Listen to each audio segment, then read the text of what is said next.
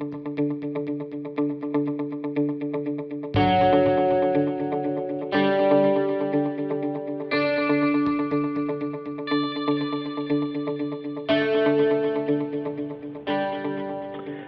section 2 here, we're going to talk about some real basic terms, terminology that we're going to use in this book. And then I'm going to introduce 3 different types of problems. And they're all kind of interesting problems, so hopefully you'll like them. Okay, the first thing we're going to do is talk about just some terminology that you've probably seen in past years, but I just want to quickly review it. A point is a location, so like this would be point A. The location. A line is made up of an infinite number of points going on forever in both directions. For example, this would be considered line AB with an arrow going both directions above it. Same thing as line BA. They're identical, represent the same line. A plane is a two-dimensional figure. It's a flat surface, basically, represented by a parallelogram. A ray consists of an endpoint and then goes on forever in one direction. So if this is like D, like this would be ray CD. It cannot be ray DC. Hopefully you'll see why that makes sense, that would not be ray DC. A segment consists of 2 endpoints, like that, EF, and you can label this segment EF like that, or segment FE like that. It's the same, represents the same thing. An angle, okay, consists of 2 rays with a vertex. Go with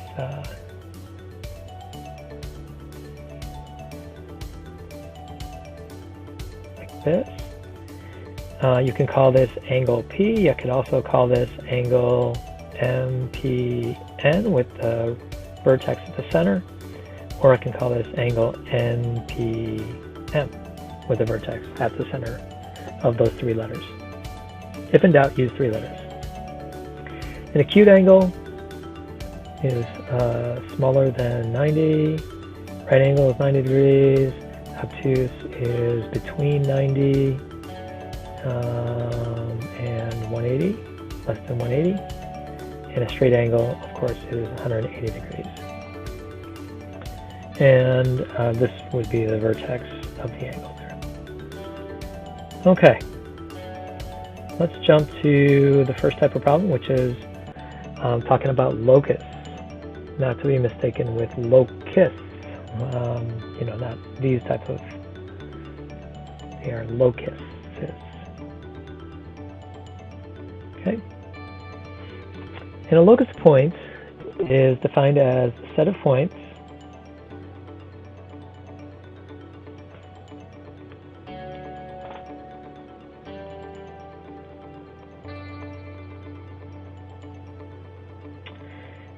that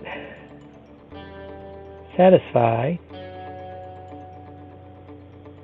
a given condition.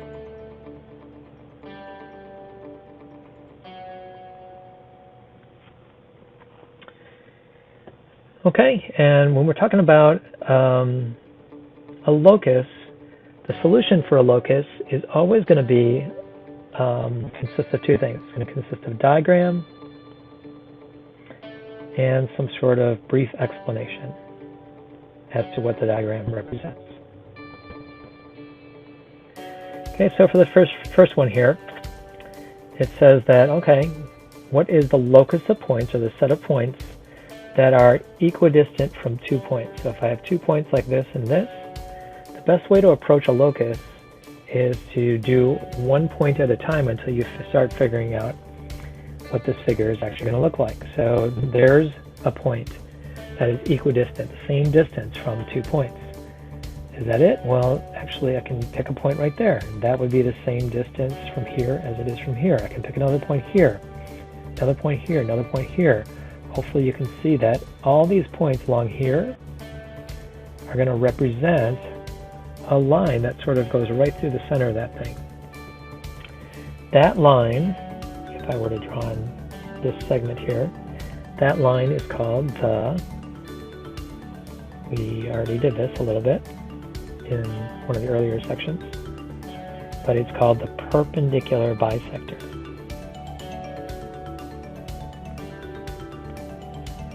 Okay, and so what I have drawn here is the diagram, and then the explanation as to what it is going to be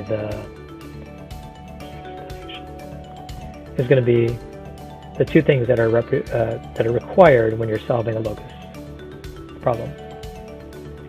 Next one here says, what's the locus of points that are 4 units from a segment? Okay, so if I draw a segment like this, and I give it 4 units away, okay, so 4 units up, let's use a different color to represent the actual locus. So the locus would consist of these points and these points.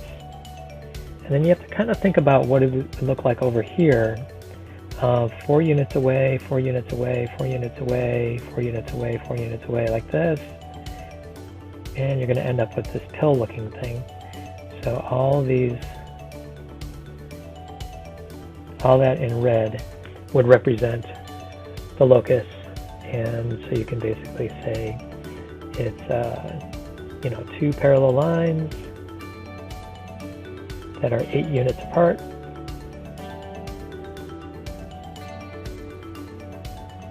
plus 2 semicircles on the ends. How about that? Okay, so something like that. Okay, so that is the idea for a locus right there. So next thing is, let's talk about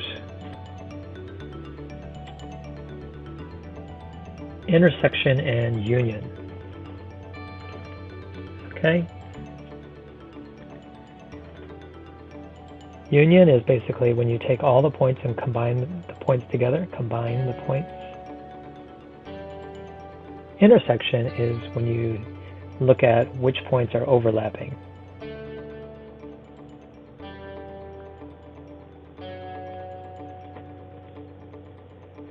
So, take a look at this. This would be, you want to intersect segment AB, which is this segment right here, with segment BC, which is this one right here. And hopefully you can see that the intersection is just going to be this point down here, point B.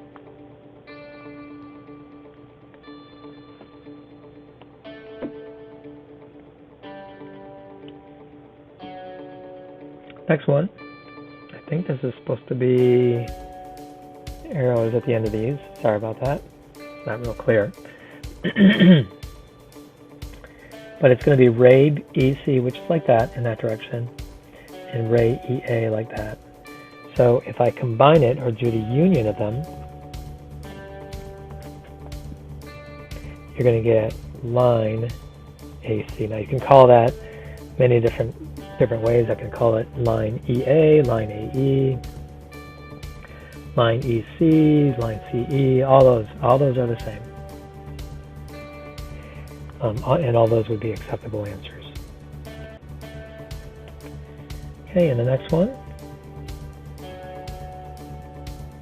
Looks like I'm looking at the intersection of, I believe these are lines. Intersection of line AB, or AC, sorry, with line DB like this. And the intersection is just going to be point E.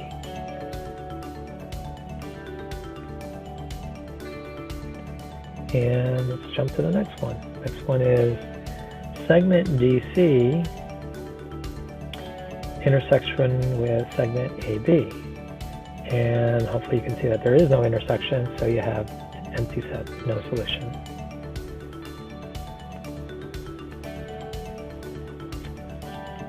Next one is AC. I think it's supposed to be ray AC. So it goes on forever this way. And intersect it with ray EC, like this. So both of these are going on forever. And hopefully you can see that the intersection is going to be all the stuff that's like here. And it's just going to keep on going forever in that direction. And so my intersection is just going to be ray EC. And then the next one is going to be ray BA, ray BC. So BA is going to look like this. Ray BC is going to look like this. Hopefully you can see that that's just going to be an angle, right? Angle CBA. And you can hopefully see why I chose to use 3 letters there, because at this angle here, there's actually, you know, angle, if I said angle B, you wouldn't know if it's, is it this angle, is it this angle, is it the entire angle? Hey, an upside down smiley face. And then the last one here is going to be EC. Let's get my handy dandy eraser out. It's going to be segment EC, segment CB, and segment BE. So I'm going to end up with, hopefully you can see, it's a triangle ECB. You can also call it triangle EBC, CBE, CEB. There's 6 different ways I could call that triangle, but just need one of them. Okay, hopefully that makes sense. I'm going to flip over to the back side, and we're going to try the 3rd type of problem in this section. Okay, we're on the back side now. I skipped over some of the union intersection problems. You can try that on your own if you like. But now I'm at the bottom of the page looking at clock problems. So clock problems are, for me, one of my more favorite types of problems in this first unit. A lot of kids struggle with this, though, and they struggle mostly because they have trouble drawing the clocks. And you might chuckle a little bit, but it's true. I think the fact that most of your phones have, instead of hands of a clock, I think a lot of your phones have digital clocks. So here's what 3 o'clock looks like. That one's easy, right? What we're looking for here is we are looking for this angle measure that it makes. It's always going to be the smaller part of the angle, not the back side of it. And that one, of course, is just going to be 90 degrees. Pretty easy. Next one here is going to be 4:30. So kind of drawing this out. And it's going to be past the 4, so the little hand's going to be past the 4. The big hand's going to be at the 6. That's what 4:30 looks like. And then you have to ask yourself, okay, how much, if you're looking for this angle here, how much are each of these little 5-minute increments? Because there's 12 of those 5-minute increments, and there's 360 degrees all the way around the circle. So if I take 360 divided by 12, I'm going to get 30. So each of these is going to be degrees. And you know that this is how much of the way? Well, you know that the big hand has gone halfway around the circle, so I know that the little hand has gone halfway from the 4 to the 5. And so that means that this must be 15, which makes this 45 degrees. All right, pretty simple, right? All right, let's make it a little bit harder. So now I'm looking at 720.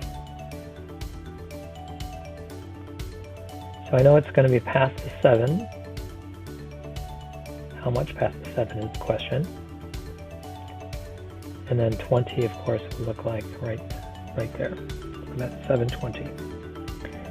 And so I can start kind of breaking this down a little bit. I know that this is going to be 30 here, this will be 30 here, this will be 30 here. And I know that this little hand is moving in this direction. And the question is, how much in that direction did it move? Well, it's kind of dependent on how much the big hand moved around the circle, right? Because the big hand moved 20/60ths of the way around the circle, or 1/3 of the way around the circle. And I'm going to multiply that, because this is going to be the same amount, same fraction of the way. It's going to be 1/3 of 30. Okay, or just 10. So this one right here would be 10, which makes this 720 100 degrees. All right, 145. Let's try 145.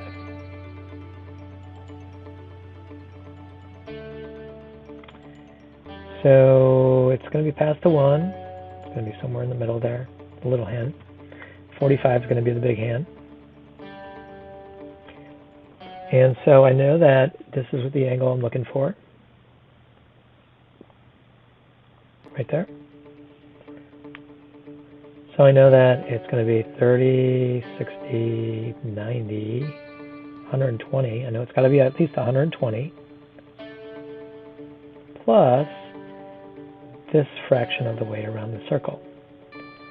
Of the fraction of the way from the 1 to the 2 here.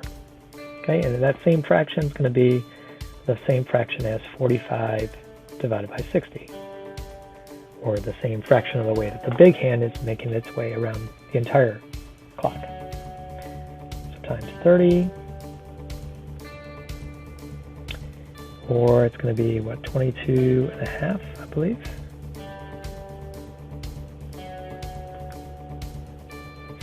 Okay, and so that's just going to be 22.5. So 145 is going to be 142.5. Then I'm going to throw one in here. Let's try 440. Let's do that first before we try 1104. 440 is going to be like this. If you want, you can go ahead and pause the video here and just try it on your own, but I'm going to try 440. And it's going to be, again, past the 4. It's going to be at the 40 right there. And so it's going to be 10, 20, 30, 60, 90. I know it's got to be at least 90. Plus, well, I know it's got to be the same fraction of the way around the circle, right? So it's going to be 40 over 60 divided by times 30, or equal to 20. So I just add 20 to the 90, right? Well, that's where you got to be careful. You should have been like, not right now. Remember, the little hand is moving this way, so that 20 actually represents that. The angle the piece of the angle you're looking for is actually this piece right there, which is actually going to be 10. So it's going to be 90 plus 10. All right, 1104. Let's jump back to the first one here. Let's try 1104. This is legit 4-level stuff here. Okay.